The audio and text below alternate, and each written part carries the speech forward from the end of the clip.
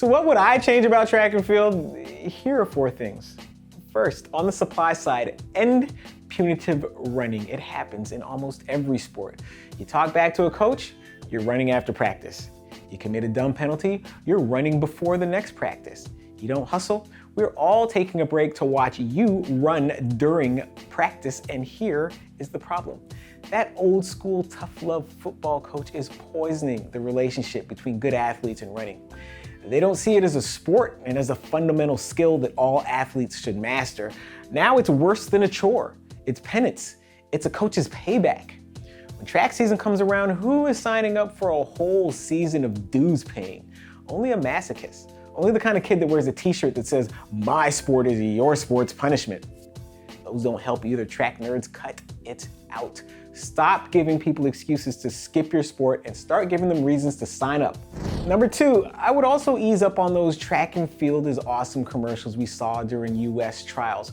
First, because they reek of please like my sport desperation. Yes, running and jumping and throwing undergird most field sports, but that's a case you make to young athletes and not to the audience, especially not the people watching US track and field trials on a Saturday night in the summer. They already like track. Half them probably brag that their sport is some other sport's punishment. They're fine. You need to target some of the millions and millions of people watching the NFL every Sunday. They wouldn't mind a reminder about where Hall of Famers like Bob Hayes and Darryl Green started out on the track.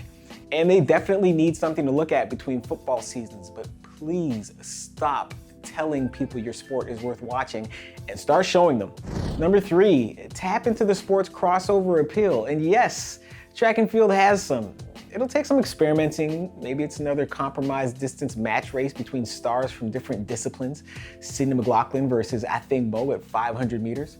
Or maybe somebody revives the NFL's fastest man competition with the winner getting a lane at a Diamond League track meet. Back in my day, the 80s, it was normal to see NFL players in fairly high-level track competitions, but now the NFL's fastest players are able to create the impression that they're also the fastest people in the world. If track meet promoters can coax some of those NFL players back into starting blocks, their sport gets the spotlight for a day and a chance to convert some of these drive-by fans into regular viewers. And finally, number 4, former 200 and 400 meter world record holder Michael Johnson says, "Oh, listen, Canadians, quit groaning. That was 25 years ago. The beef you guys have with MJ is older than Noah Lyles. Put the grudge down, back away slowly." Perfect. Anyway, back in July, Johnson tweeted that track and field needs to partner with Netflix on a season-in-the-life type documentary series. And he's not wrong. 3 years ago, American sports fans kind of knew Formula One existed, though I'm not sure how many of them could distinguish it from IndyCar racing. But then came the pandemic and widespread Netflix binging and people watching entire seasons of Drive to Survive in a single weekend. And now the US Grand Prix is a destination for every type of sports star, entertainer, influencer, and crypto millionaire.